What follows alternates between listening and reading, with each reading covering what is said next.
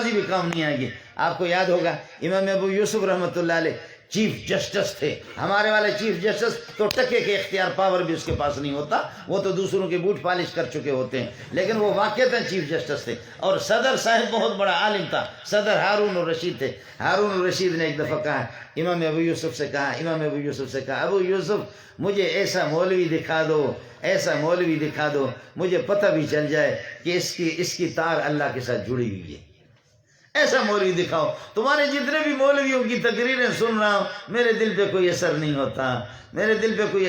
ایسا مولوی دکھاؤ, ایسا مولوی دکھاؤ جو اللہ کے ساتھ جڑا ہوا ہو. ایسا کہنے لگے چلو لے جاتا ہوں. ایک بڑے محدث کو, وہ ابن ابی شیبہ کو, ان کو اطلاع دی کہ صدر صاحب آپ کے گھر پہ تشریف لائیں گے, صدر صاحب آپ کے گھر پہ تشریف لائیں گے. چلے گئے ہارون الرشید اور چیف جسٹس صاحب پوری دنیا گئے. انہوں نے جناب خوب تیاری کی, کھانا پینا, اور یہ کہ راستے بھی انہوں نے پھول نچاور کر دی. اس پر بیٹھا, کتاب تو بہت بڑی لکھی ہے, بڑی بڑی کتابیں لکھی ہیں. ہارون رشید خود عالم تھا, صدر صاحب خود عالم تھا, چیف جسٹس بھی ساتھ ہے. بیٹھے رہے, باتیں سنتے رہے, دینی باتیں سنتے رہے. جب اٹھا کھانا بھی کھا کر کے نکلے, انہوں نے بڑا اکرام کر دیا. جب باہر نکلے کہنے لگے ابو یوسف نام لکھی ہے لیکن یہ مولوی اندر سے صاف نہیں ہے. اگر صاف ہوتا تو ہارون رشید کے دل کو جلا کر کے رکھ دیتا. یہ مولوی جلا ہوا نہیں ہے, یہ مولوی جلا ہوا نہیں ہے.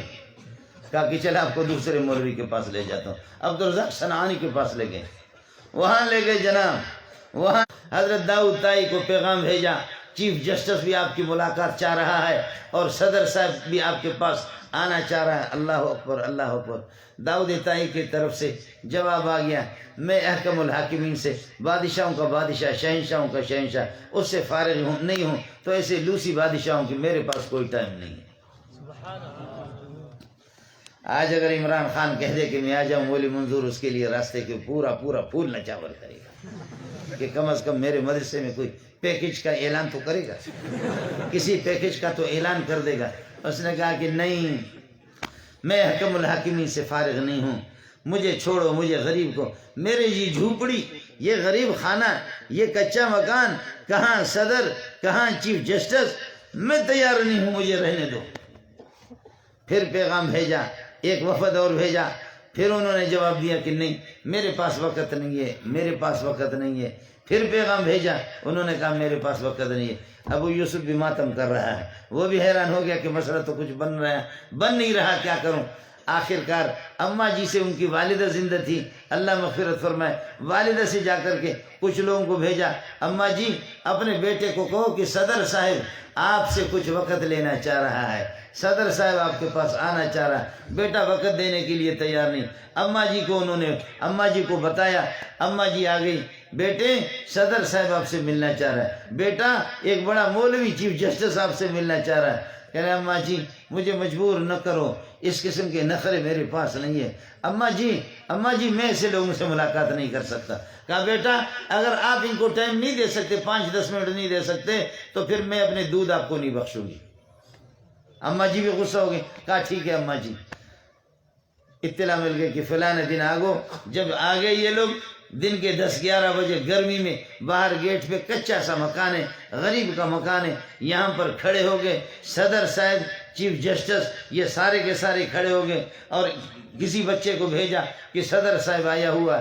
حضرت جب باہر نکلے تو یہ بڑے لوگ جو ہوتے ہیں ایسے کھاتے پیتے اور ایسے کریم مریم بھی استعمال کرتے ہیں, اور ان کا بدن اس قسم کا ہوتا ہے ڈبل روٹی کی طرح. تو حضرت جیسے ہاتھ ملائے, ایسے ہاتھ ملا کر کے اوپر دیکھ کر کے اس کے چہرے میں کہنے لگا, اوے صدر صاحب اس جسم پر تو نے بہت حرام لگایا ہے. صدر صاحب اس جسم پر آپ نے بہت حرام کے پیسے بھی لگائے, بہت کچھ آپ نے, یہ جسم ایسا آپ نے بنایا, نرم قسم کا جسم, بہت نخرے والا عیاش لگ رہے ہو. لیکن مجھے داؤد طائی کو اس بات کا ڈر ہے کہ تیرا جسم جہنم کا ایندھن نہ بنے. جیسے اس نے یہ, لیکن کہتا ہے کہ چوں از دل خیزت بل دل ریزت، جب سینے سے بات اٹھتی ہے تو سینے پر جا کر کے پھر یہ کہ اثر کرتی ہے. جیسے زبان اس کی تھی، دل اس کا تھا، ترجمانی اس کی تھی، تقوی اس کا تھا، طہارت ان کی تھی. جیسے اس نے کہہ دیا، کہہ کر کے ہارون رشید چیخ مار کر کے گر پڑے. یہیں گیٹ پہ ڈھیر ہو گئے.